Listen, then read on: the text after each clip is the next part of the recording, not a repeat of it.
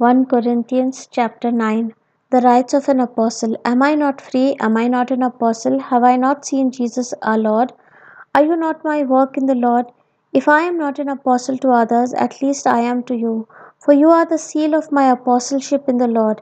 This is my defense to those who would examine me. Do we not have the right to our food and drink? Do we not have the right to be accompanied by a believing wife, as do the apostles and the brothers of the Lord and Cephas? Or is it only Barnabas and I who have no right to refrain from working for a living? Who at any time pays the expenses for doing military service? Who plants a vineyard and does not eat any of its fruit? Or who tends a flock and does not get any of its milk? Do I say this on human authority? Does not the law also say the same? For it is written in the law of Moses, you shall not muzzle an ox while it is treading out the grain. Is it for an oxen that God is concerned? Or does he not speak entirely for our sake?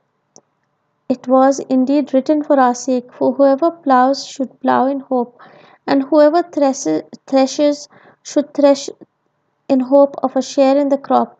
If we have sown spiritual good among you, is it too much if we reap your material benefits? If others share this rightful claim on you, do we do not we still more? Nevertheless, we have not made use of this right, but we endure anything rather than put an obstacle in the way of the gospel of Christ. Do you not know that those who are employed in the temple service get their food from the temple, and those who serve at the altar share in what is sacrificed on the altar? In the same way, the Lord commanded that those who proclaim the gospel should get their living by the gospel.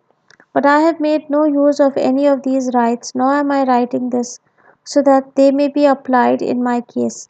Indeed, I would rather die than that. No one will deprive me of my ground for boasting.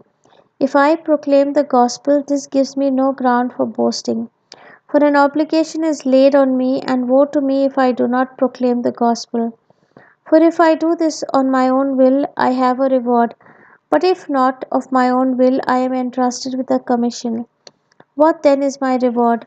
Just this, that in my proclamation I may make the gospel free of charge, so as not to make full use of my rights in the gospel.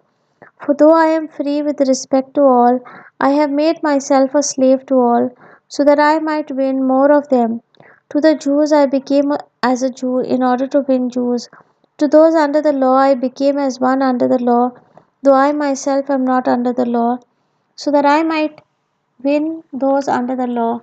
To those outside the law I became as one outside the law, though I am not free from God's law, but I am under Christ's law, so that I might win those outside the law. To the weak I became weak, so that I might win the weak.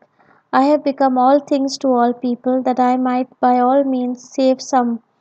I do it all for the sake of the gospel, so that I may share in its blessings. Do you not know that in a race the runners all compete, but only one receives the prize?